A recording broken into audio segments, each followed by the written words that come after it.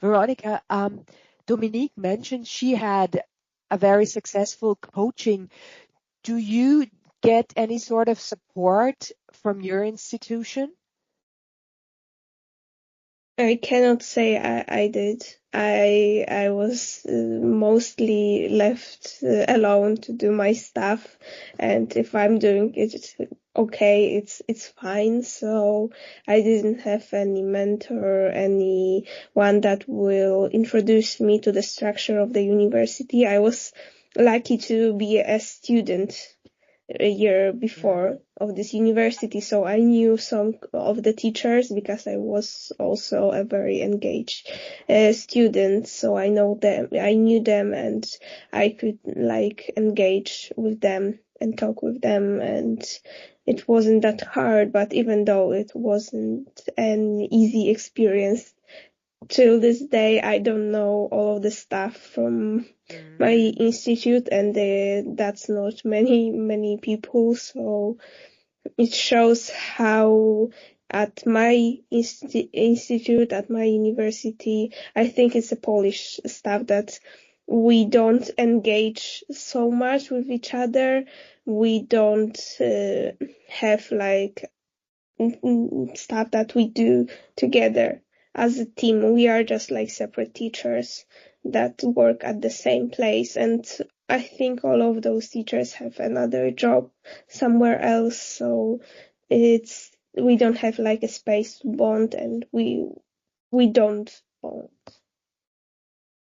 I think that's not just Polish universities that you're talking about. I certainly can relate as well. And on that topic, the peer coaching group, which is where we all met as part of the UNICOMM project. I mean, this was a very positive experience for me. Meeting at 8:30 in the morning, exchanging views, supporting each other. I always left feeling good about myself, this group. So just that staff sticks together and kind of supports each other is also very, very important. Well, thank you so much at this point. Such valuable insights already. Out of curiosity, has your workplace changed in recent years? We've touched upon it, a home office, remote work. If I may start with this, I had a very positive change. I've been at the University of Vienna for 10 years now, and I started in one department, and there it was completely different. And then I switched, and there we actually were a team. And in this environment, my boss there was the one who told me there's this possibility of the coaching. If you feel you need this, do it. I fully support this because it requires that the head of your unit agrees. You could do it in your working time. I try to do it like later in the evening, so it doesn't interfere too much with my working hours, but my boss was very positive towards that. She gave me the opportunity to do this. She fully supported this, and she always said mental well-being is just as important as physical well-being. And that's a very specific attitude. You don't always have this in the university. This was very, very good for me. And now at my current position, they have the same attitude. So they're like, if you're on holiday, you're on holiday. You do not need to reply to emails. You do not need to be reachable. You're just off. And when you leave the office, whether it's the actual office at the university or it's your office at home, when you shut down the computer, you're done for the day, and nobody expects you to take a phone call at 11 at night.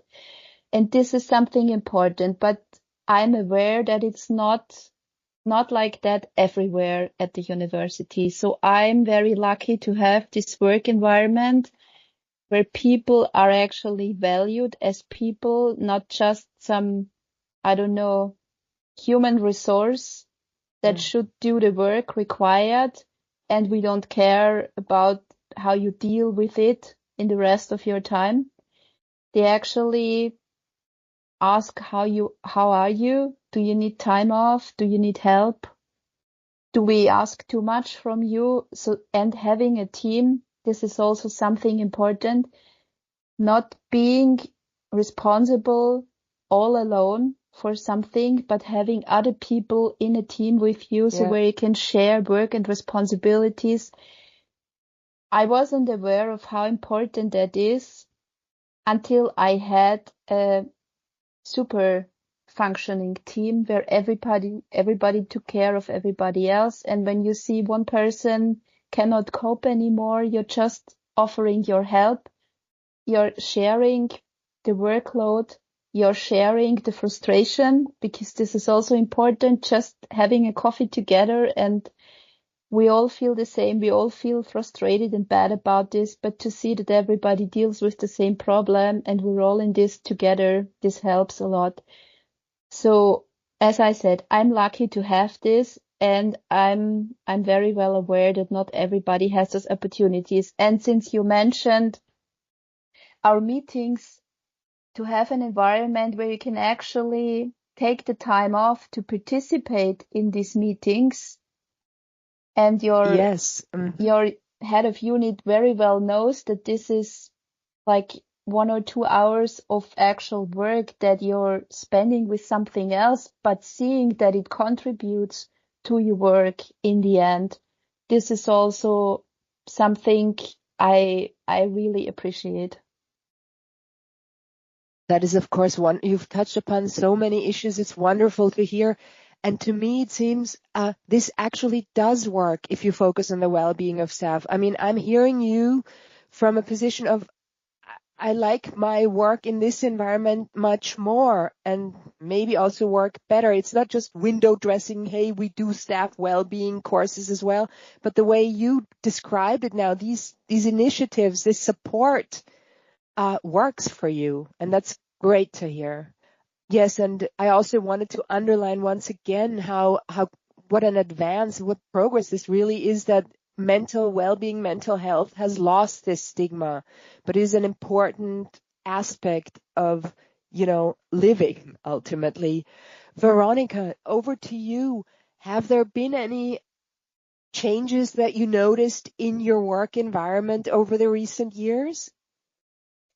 I haven't worked that much time at my university. I've been at the university for 6 years now, 1 year as a teacher, 5 years as a student. But unfortunately, I cannot say those amazing things that Dominique noticed at her university. At mine, it's just the same thing.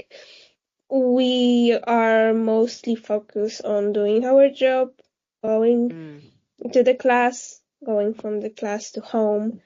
It's not much space or time to even vent after like a bad class. And I was lucky enough that I had one colleague that I could talk to and vent to. And of course I can go home with that frustration and vent to my partner, but he won't understand that because he is not a teacher. So he does not have this experience. So having someone from the same environment that they know what it's like to work at this university, what it's like to deal with those students, even to know that from this year, this group is sometimes more difficult than the students from the other group. That's I think like a very, very important thing, because even to normalize that I can feel frustration after class, after the meeting with the students, that it's normal because others also experience the same thing. I think it's really, really important, and really important for like mental health.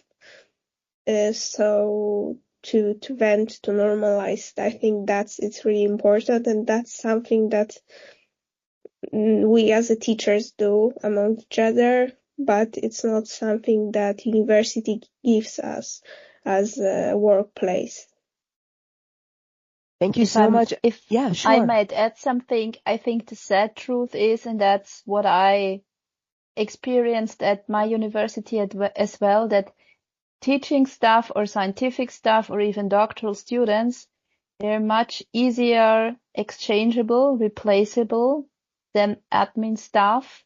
Wow, yeah. Because if you see a teacher or a lecturer just as someone to pass on information and knowledge to the students, not given the fact that a lot of personal dedication and motivation is also what makes a really good teacher, you could just take someone else to give that lecture.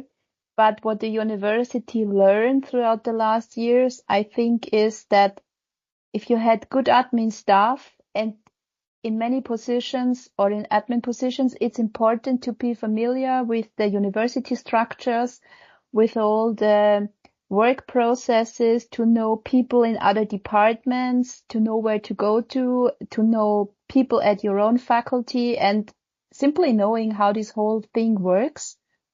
It's much harder to find someone to do that, to know all that, or to learn it very quickly and then to stay. The fluctuation was very big. A lot of admin staff came and left after a year because the frustration was just too big. And now they're realizing that the mental well-being, that feeling seen and feeling valued, is also important. It's not always the money. It's just being seen as a person, being valued as someone who does the job and puts a lot of personal time and motivation in. And the mental well-being has been normalized among admin staff, but it's still not the same among scientific staff. So when doctoral students say that is too much for them, that they need a break, that they want more personal space, more time for themselves, not just working through their thesis and trying to complete their PhD as soon as possible, it's still on a different level. It's much harder for them. Yeah, that kind of mirrors what Weronika shared. Just as one last question, I wanted to ask you both if you could give your peers, your fellow staff, some sort of advice, what would that be? Weronika, maybe you? It's hard to say just one, but I think most important is take care of yourself.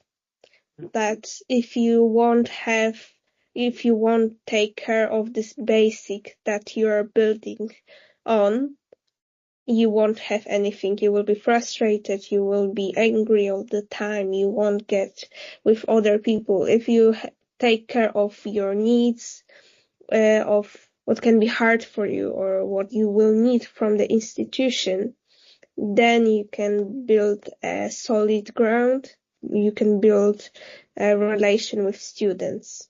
So I think that's the most important stuff. That's nicely said. Dominique, over to you. I fully agree. If you're not okay, you cannot help anybody else. And the second thing, especially in academia, hang on. It can be frustrating. It can be hard. Try to approach people. Don't be afraid to ask for help. That's very important. And if you feel there's someone who might be helpful to you, just approach them. Just ask them. The worst thing that could happen is they don't want to interact with you. They don't want to help. They just say no. But better trying than asking yourself what would have happened if I had asked. But really, hang on. And if it's too much, then just take a step back. And as Weronika said, listen to your body, listen to your mind. And I know that sounds very yoga-like, but if you're okay, then you can actually be a help to others. But if you're not okay, if you're sick, if you're not feeling good, then you really cannot help anybody else. So you have to put yourself first. Like put your seatbelt on first as well in airplanes, like how they say that. Well, thank you both so much for this really wonderful conversation. I mean, just talking to you about our work lives built me up, you know, this importance of the social aspect is mirrored in this conversation, and I hope we reached some listeners with what we said as well. So thank you for being here. Thank you for having us. Yeah, thank you. Yeah. Thank you. And I look forward to seeing you maybe in the peer coaching group someday as well. Absolutely. Again.